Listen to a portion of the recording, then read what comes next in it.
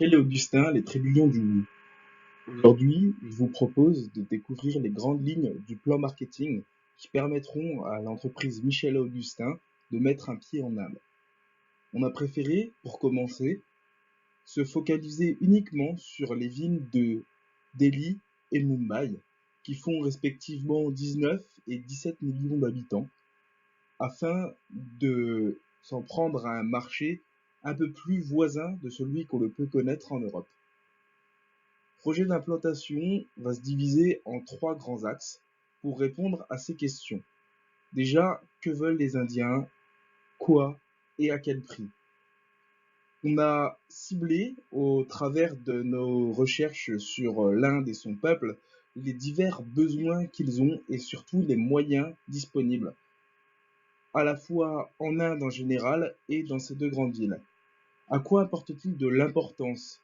Même si ça peut nous sembler complètement évident, dans des cultures si différentes, on attache de l'importance à des choses qui peuvent ici nous paraître insignifiantes et d'autres choses, par exemple, je ne veux pas dire que la sécurité alimentaire ne compte pas là-bas, mais beaucoup moins qu'ici. C'est un critère qui est secondaire alors qu'ici il est primordial. Ce sont plein de petites différenciations auxquelles il faudra faire attention.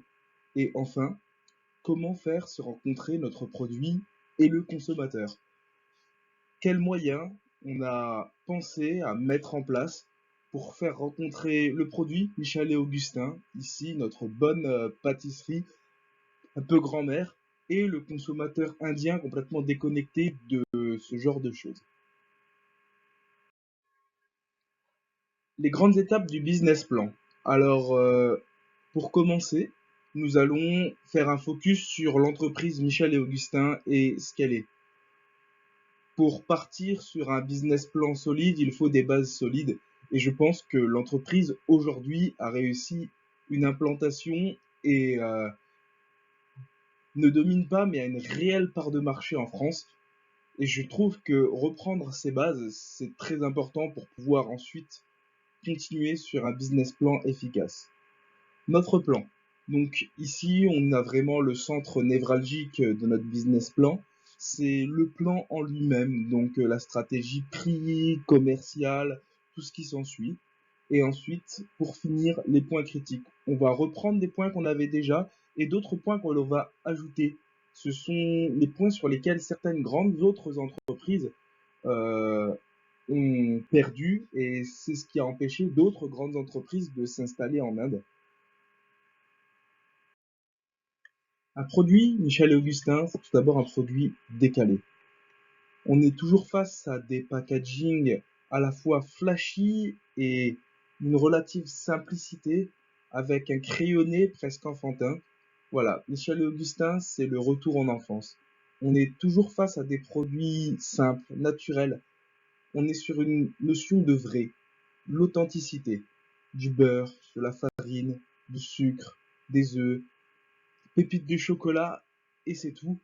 On est vraiment sur un aspect presque fait maison, mais avec la maîtrise pâtissière et la régularité industrielle. Et c'est vraiment ce que les clients aiment chez Michel et Augustin. Michel et Augustin, c'est tout ça. La simplicité, l'authenticité, la régularité et ce retour en enfance continuel. Les produits Michel et Augustin sont parfaitement adaptés à notre marché français et plus largement occidental. Mais ici, nous allons partir sur le territoire indien, avec sa culture très particulière, presque hermétique à la culture occidentale.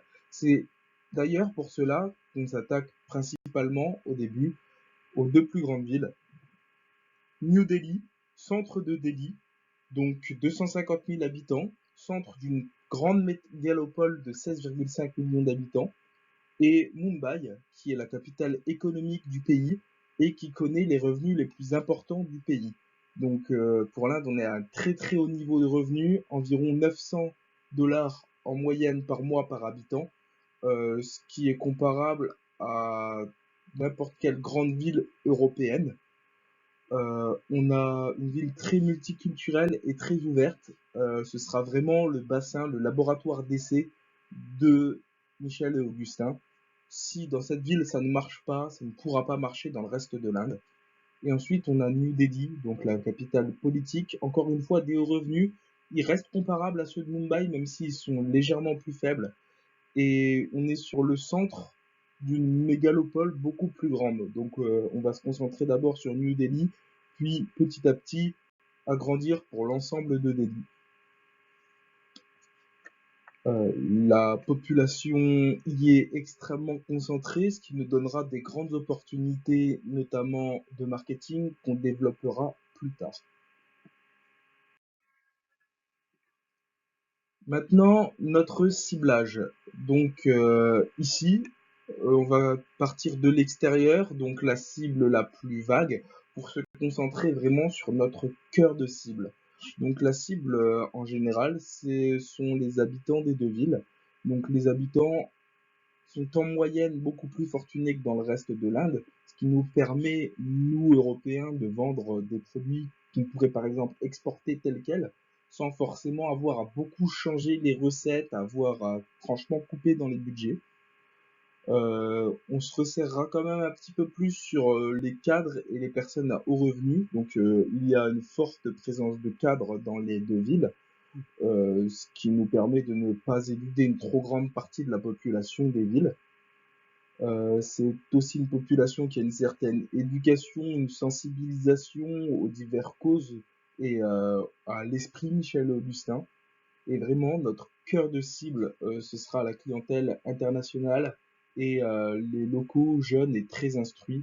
Donc, il faut savoir qu'on est sur des capitales technologiques où il y a un véritable bassin vivier de nouvelles technologies, une sorte de Silicon Valley à l'indienne, à Mumbai notamment. Et ce sont vraiment des gens qui ont pour la plupart fait des études en anglais, imprégnés de culture américaine, et beaucoup ont voyagé à travers le monde, ce qui les rend très sensibles à des causes comme celle de Michel et Augustin, et les rend un peu plus perméables à des marketing européens.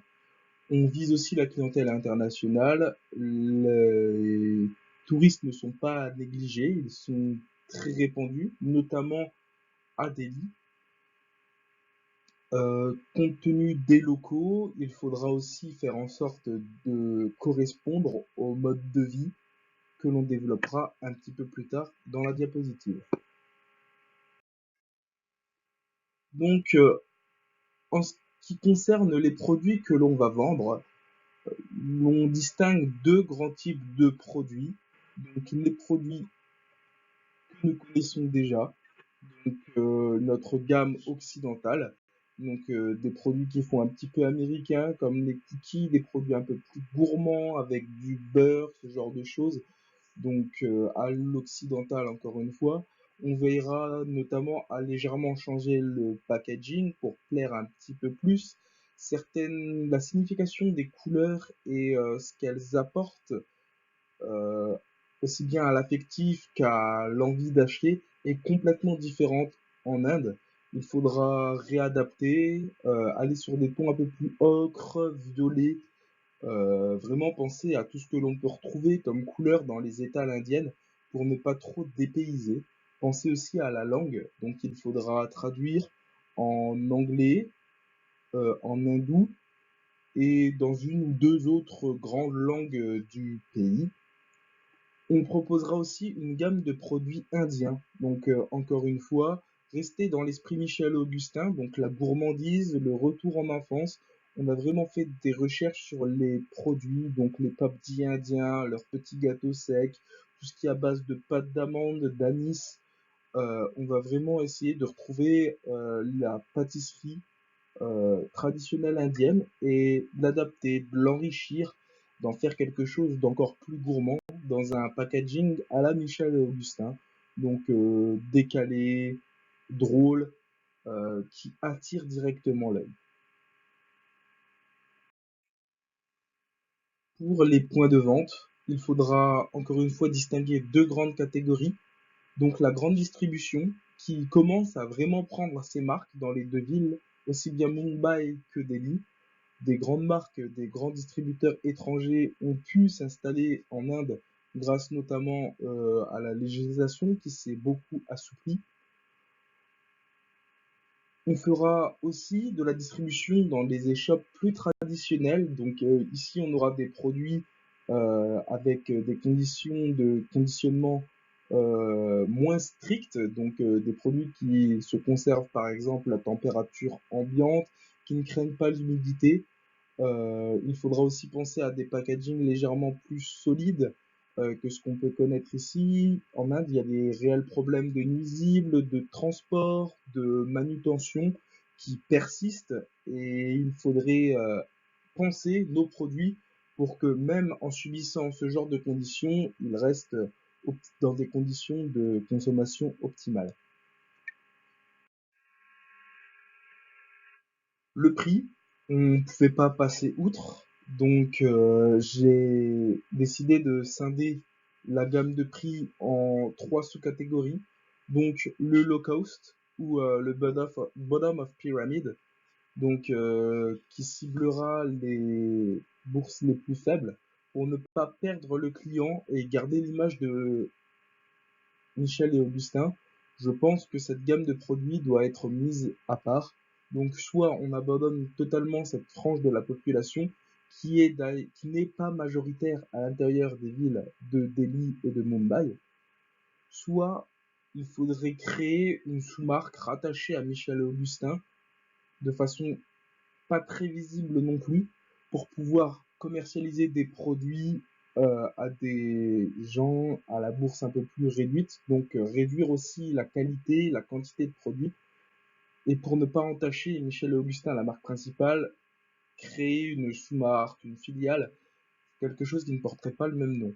Ensuite, la gamme intermédiaire, donc il faudrait créer totalement une gamme pour le marché indien, même s'il s'agit là de la classe intermédiaire, les produits européens tels qu'on les connaît, très haut de gamme, avec des packaging assez coûteux, ne correspondraient pas aux bourses indiennes classiques.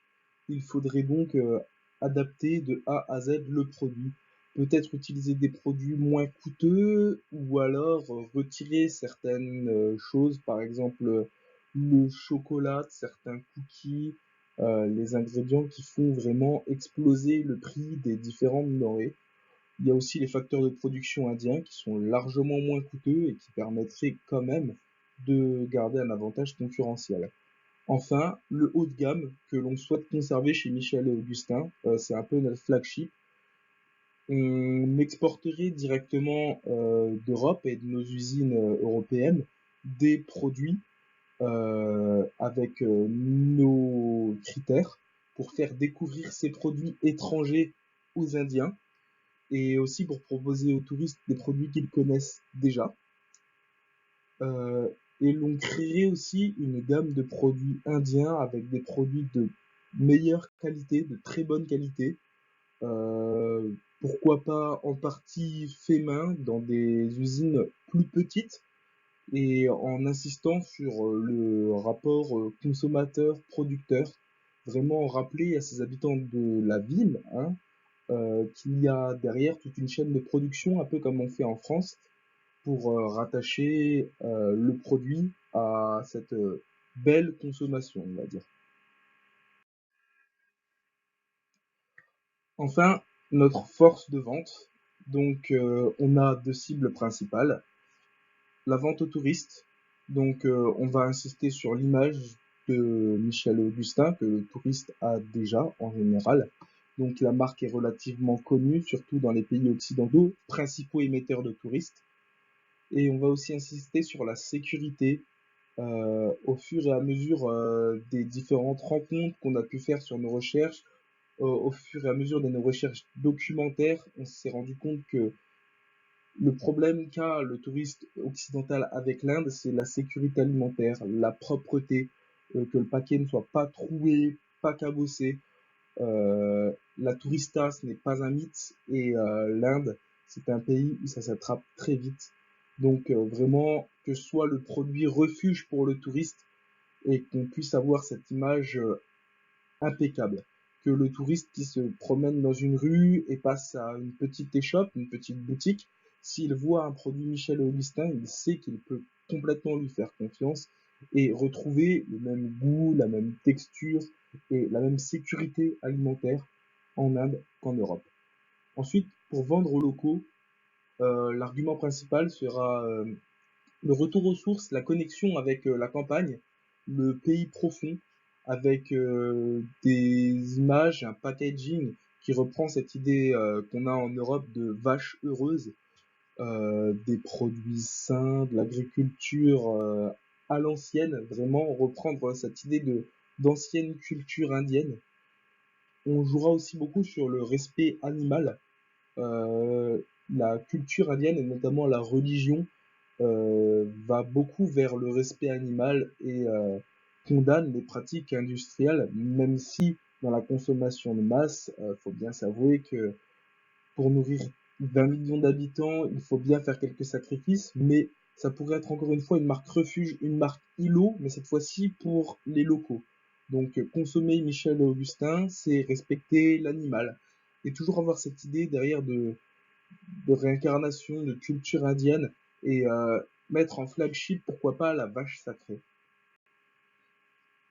Donc des petits soucis relatifs à l'Inde, donc il faudra bien adapter notre produit, comme je l'ai dit, hein, surtout aux échoppes, contre les nuisibles. Encore une fois, une recherche sur les couleurs, donc qui n'ont pas la même signification, les formes, pourquoi pas les textures du packaging. Euh, Ensuite, pour la communication, on est sur des villes très densément peuplées, avec une population très instruite et polyglotte. Donc certains sont polyglottes, d'autres ne parlent qu'une langue, mais pas forcément toujours la même. Donc il faudra sur les paquets inscrire en plusieurs langues à chaque fois. Il faudra aussi éviter les non traduisibles, donc des références culturelles que tout le monde n'a pas. Il va vraiment falloir harmoniser tout ça pour avoir un produit qui corresponde à tout type d'individus qui se trouveraient à Mumbai ou Delhi. La population est trop hétéroclite pour pouvoir faire quelque chose de très ciblé. Il va falloir taper un peu plus mainstream, mais continuer à interpeller chacun dans ce qu'il peut connaître. Donc, quelques points critiques, les infrastructures. Donc, pour Mumbai, on a les principaux ports qui permettraient d'importer facilement. Les problèmes d'infrastructure relatifs au reste du pays pour l'approvisionnement en matières premières peuvent poser problème. C'est un point sur lequel il faut veiller tout particulièrement. Et dès le début, mettre en place des infrastructures, enfin des chemins, des voies d'acheminement des différentes denrées efficaces et les plus fiables possibles, même si ça reste une notion relative en Inde. Pour les points de vente, on aura une prospection assez difficile et un démarchage plutôt au cas par cas, comme ce qu'on peut connaître au Japon. Donc il y a énormément de petites G-shops qu'il va falloir démarcher, parfois une par une. Si c'est le réseau, va être long, mais le client indien est relativement fidèle à son échoppe, donc une fois fidélisé, ça peut être très intéressant. C'est un investissement lourd, mais qui peut vraiment payer sur le moyen long terme. Ensuite, les interdits alimentaires. L'Inde, c'est un pays multiculturel avec une forte proportion de musulmans, beaucoup d'hindouistes aussi. Cette culture de la vache sacrée, du respect animal, il y a énormément de véganes, c'est-à-dire de végétaliens, de personnes qui ne mangent pas de denrées d'origine animale.